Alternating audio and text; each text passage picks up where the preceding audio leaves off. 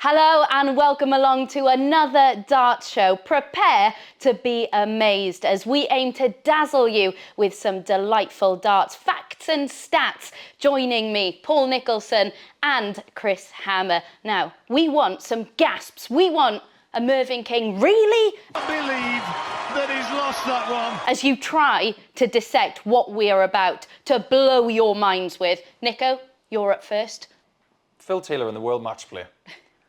Say no more. Yeah, pretty much. 17 finals, 16 wins, and the numbers he produced in Blackpool over his career. I'm surprised he didn't get the key to the city in Blackpool. Remarkable stuff. And we've spoken at times about how Phil being in the room, who's going to be second. When you go to Blackpool, it was even worse. You'd be in the practice room with him. He walked in there. He owned the practice room. You just couldn't escape it. He gets on the stage and you think that he's in trouble. He's not really. He'll find a way to get out of it. I remember a game he had with Terry Jenkins where he was in huge trouble of losing and we all thought, surely not, surely not. And then you realise, just like that, he finds a way. What is it about Blackpool and Phil Taylor? Oh, it's mad. I mean, he had 9 darters there, a couple of them. Those 3 tournaments, he averaged over 100 for all of his games. I mean, to do that, for any player to do that in one tournament is amazing. He did that 3 times. And he averaged over 100 for his career there. Yeah, it defies belief. But it was there. Yeah. And he won his last one there. Like he had the fairy tale. After all that, he ended up walking off with the trophy. There haven't been many perfect tournament campaigns in a career. I'm not just talking about one standalone tournament for 3 or 4 days. This is the best part of 2 decades. And the standard he was able to recreate, that will never happen again. Van Gerwen's not won anywhere near the amount of match plays that Taylor has been in. And he'll probably play in the same amount by the end of his career. Put that in perspective. Chris, what are you going to wow us with? Right. Daryl Gurney and Mickey Mansell have been in the Guinness Book of Records since 2010 for a 35,698 darter. It was the worst leg in World Cup history. Would you like to elaborate on that? It was. They were in a team of 8 in a pub and they were trying to do 1,000,001 in as few darts as possible. And that worked out as an average of 84 and they were doing it for 2 days. I don't think that's too bad for No, 2 days. 84 average, 8 of them together. I think it'd be interesting to see if anybody could better that. Take them a while. Someone needs to try and break that one. Yeah, but that was a great team though. Yeah, there was a few players I don't recognise on there, but...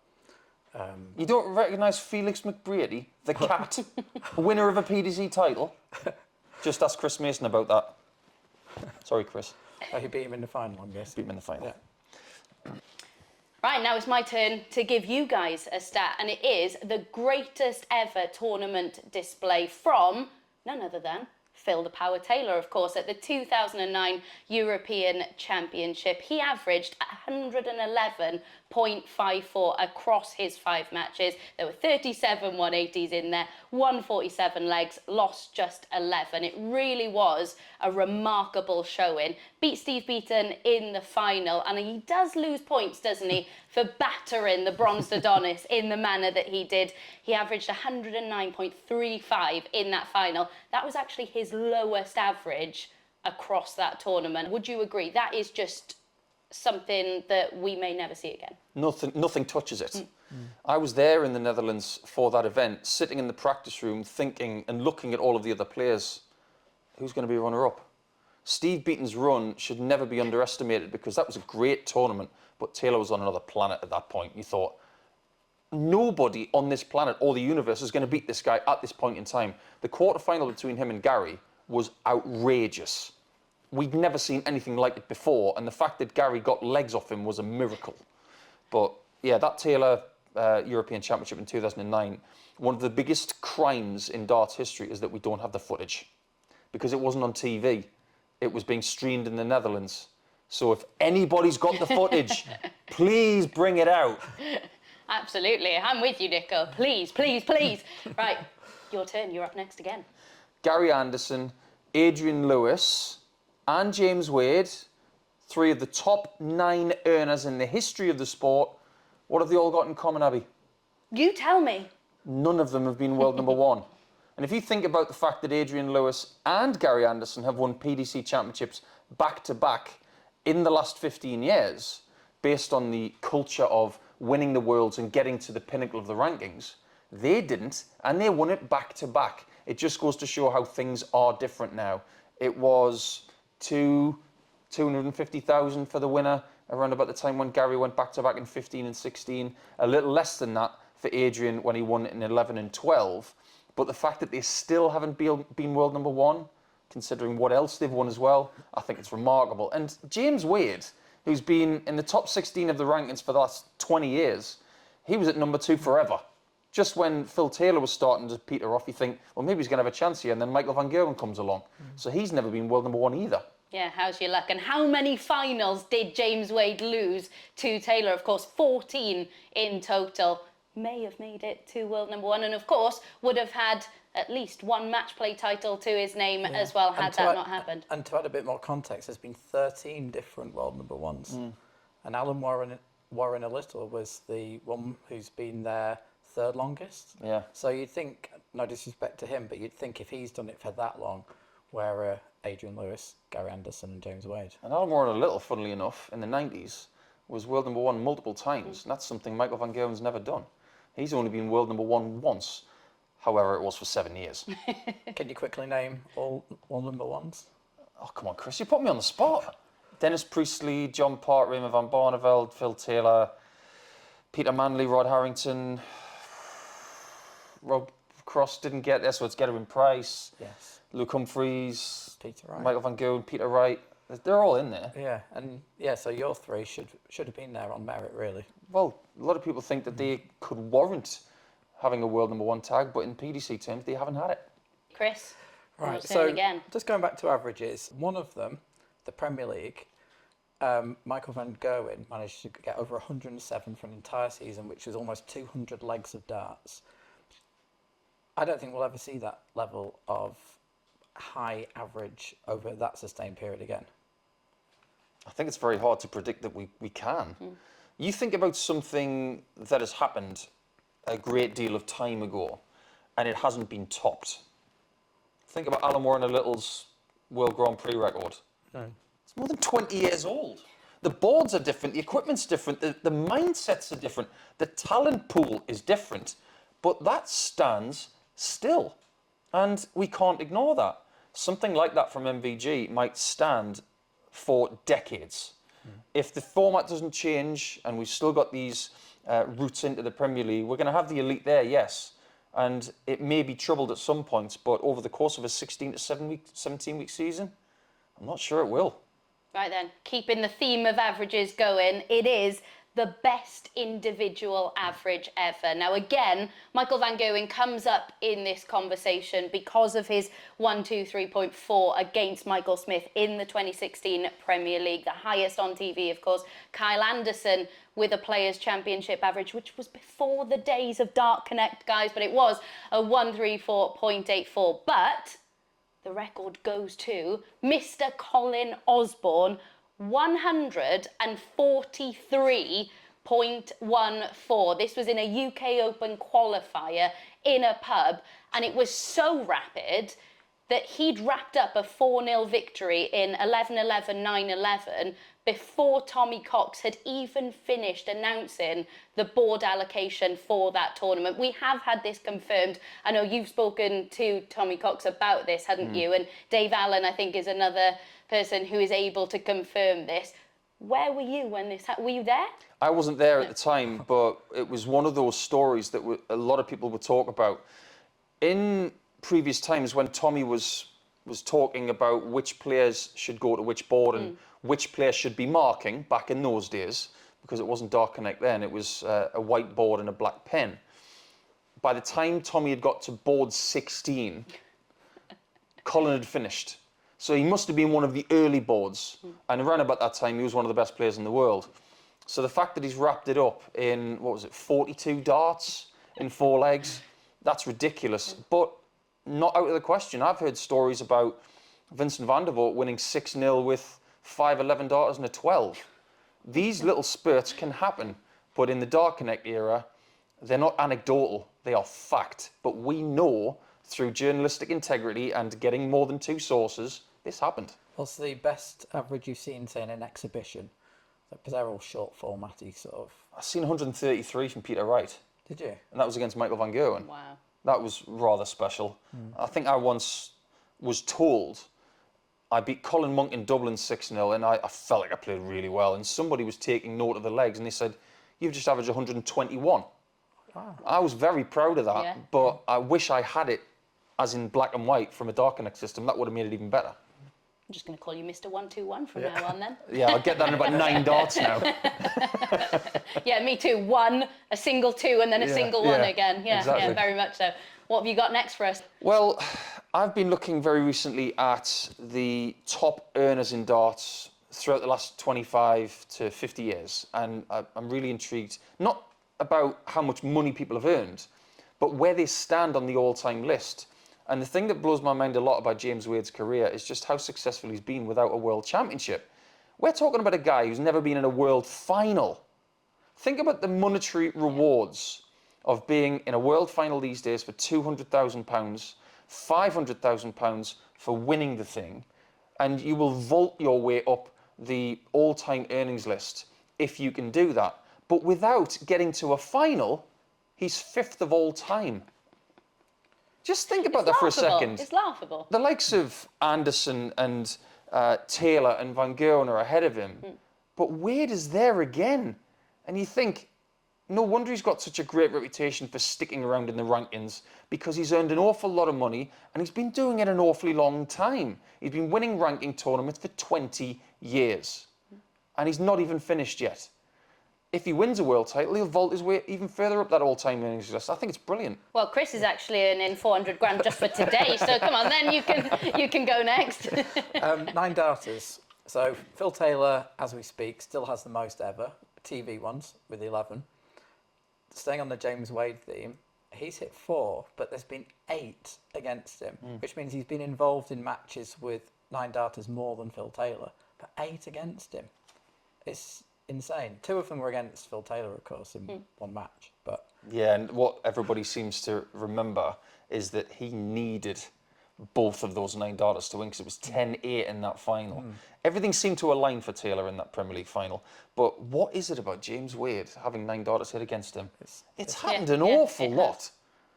And you'd think he's a player who has like a bit of a mental edge over players. So how is he the one? He's not like someone people walk over. There's some kind of irony as well, because he's the player who celebrates the least when he hits one. And then he's got players celebrating hitting them all the time against him. Someone's got to do a canvas. Some sort of artist has got to have James Wade in the middle and all the people who have hit a 9-darter against him. He's the 9-dart canvas. There must be something about playing against him that brings out the best in people. Maybe that's the best compliment I can pay James. Yeah, absolutely. James Wade actually features in my next one as well, and it is players who have survived a match start or multiple match starts en route to becoming world champions. So, had they not had a little bit of luck, these players wouldn't have become world champion in the years that they have. There are 5. Can you guys name them? Well, I think I can remember one. Go on. Rob Cross. Yeah. Of course, yeah. He's actually the only player to have done so in 2 matches en route to becoming world champion. But you don't have to look back too far, because Luke Humphries against Joe Cullen had to survive match starts. Raymond van Barneveld in 2007. Taylor didn't get a match start, but Colin Lloyd had 4 to beat him in the second round. So Lloyd, I'm really sorry we brought you up again in this one. Adrian Lewis as well survived match starts in the semi-final from James Wade. And you do have to question, don't you, had that happened, would we be sat here talking about Wadey as a world champion right now? Oh, he would have played Andy Hamilton in the final, and I've spoken with Andy recently about that situation. We will never know, but maybe Andy may have settled in that final better against James instead of someone that he knew particularly brilliantly with Adrian. We'll never know. It's purely just a fantasist way of thinking about it, that maybe Andy would have won it or James would have won it. but that was James's best opportunity to date. That's what we do know. Yeah, emphasis on to date as well, because you don't feel like that particular story is fully written, do you? It isn't, and I have publicly said that I'm not sure James will win a world title because it just doesn't look likely at the minute. But me saying that and him watching that will probably fire him up to say, you know what, I'll go and show you. And if he does, fair enough. But at this point in time, for some reason, James doesn't play his best darts in December. Yeah, Peter Wright is the other name on that list. Do either of you have anything else to blow our minds with? Well, I think Michael van Gerwen on the European Tour between 2014 and 2019, he went on this ridiculous run of winning last leg deciders. And I've said, and not to bring up James's name again, but at the start of my career, I was told that he was the best person in the world at last leg shootouts. If you went 5-5 or 3-3 with James Wade, you might as well put your darts away because he'll find a way to win. But then, between 2014 and 2019, 28 consecutive occasions on the European Tour, Michael van Gerwen won a last leg decider. It got to around about 18, 19, 20, and we thought, come on, Michael, this is getting a bit silly now. Surely you're human. And after 28, it was broken, but 28 last leg deciders. That's crazy. When it did get to like 20, was it talk of the behind the in the players' room? Was it if you were then going to be in a last leg decider with him, were you thinking he doesn't lose these? We were talking about it in the commentary box for sure. When it went 5-5, because at that point we weren't doing the first to 7 in the semis and the first to 8 in the final. It was all best of 11. You went 5-5 with Van Gerwen, bye-bye. Simple as that. Even if you're throwing first. And I don't know what the players would think, but we were just, you know, I did play at Michael in that time, but I thought to myself, just win 6-3. Win 6-4. Do not go to 5-5 because something happens when that happens. But then that's in the back of your mind as well, isn't it? And that applies even more pressure. It does, because you think you want to be the person to break the streak. You want to feel like Brock Lesnar against The Undertaker. And it was a hard thing to break him in a last leg or even hold your throw because for some reason, his achievement's already been made. You're the one that's under pressure because you want to be the person to break his streak. Strange psychology. Yeah. Right then. Your next stat, Chris? Right, so we've obviously the novelty of women beating men is worn off really now, isn't it? It's fair to say we've seen a lot of it happening.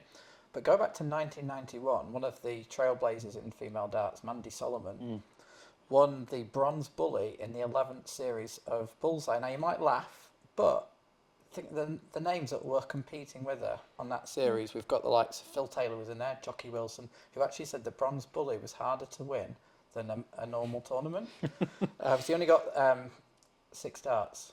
You had to score as many as you could. Or 9 darts. 9 darts, yeah. As many as you could. And then, so we've got Dennis Priestley was in there, John Lowe, Eric Bristow. She's the only woman ever to have won it. Largely forgotten, isn't it? Mandy Solomon's was an amazing player. And I think the greatness of Mandy was forgotten because she was in her pomp before the Women's World Championship came around. Trina Gulliver won the first one and continued to dominate for years and years and years. But Mandy was almost there a little late. Trina was there at the right time. I'd love to have seen the Women's World Championship start maybe 5 years earlier and then maybe Mandy would be more of a household name. She was an astonishingly great player. But I've spoken to Kevin Painter and some other players who've been on Bullseye and they said there were no practice facilities. They got, and the darts that you see coming out of the break, them throwing, that's the practice they had. They might get 12 darts at most. Yeah. So the ability to get a great score usually came from someone who didn't need to warm up that much. Absolutely. Right then, keeping the women's theme rolling, Beau Greaves. A run of 70 successive match wins. She picked up 10 titles in the process as well. I was on commentary for the majority of these, and it really was stupendous what she was achieving, especially because for much of this, Fallon Sherrick was playing well. Mikuru Suzuki was playing incredibly well. Lisa Ashton in spells was playing very, very well as well. And I think where we've spoken about how other women maybe need to raise their level, a lot of the time when they play the likes of Fallon and Beau, they do. Aileen de Graaf is one in particular who every time she comes up against these, she elevates her level. So they are having to produce their best. But also another thing that I think goes under the radar slightly is how long these days are. When Beau Greaves is achieving this, we're talking getting into a venue at 8 a.m. and not leaving until gone 7 p.m. That's a lot of time to be throwing darts, isn't it? Especially when you go deep in both events, which obviously she has to win them both. To do that on back-to-back days, can you just explain the difficulty of that just physically and mentally? Mentally, you're fried by the end of a full day like that. I've played in tournament days where it's early in the morning till very late at night and all you want is your bed and some peace and quiet. I go back to Hildesheim when Beau Greaves started on the women's series and she won all 4. And I thought to myself, how did you do this? Because there were 2 extremely long days and she was dizzy at the end of that second day. She probably had nothing left to tell Chris Murphy when she was winning that 4th event because she was just doing what she did. And the momentum she built up and the almost bulletproof bubble that she had around her at that time was as if to say, no matter what you do, I'm going to win anyway. Maybe that bubble isn't as strong at this point in time, but what she's laid out with other players to say to the bigger crop of lady dart players, this is what you've got to do to win these events. They are taking heed of it and they are getting closer, maybe not at a rapid rate, and the big guns are still winning the tournaments, but the standard is being laid out in black and white. If you're not this good, you're not going to win.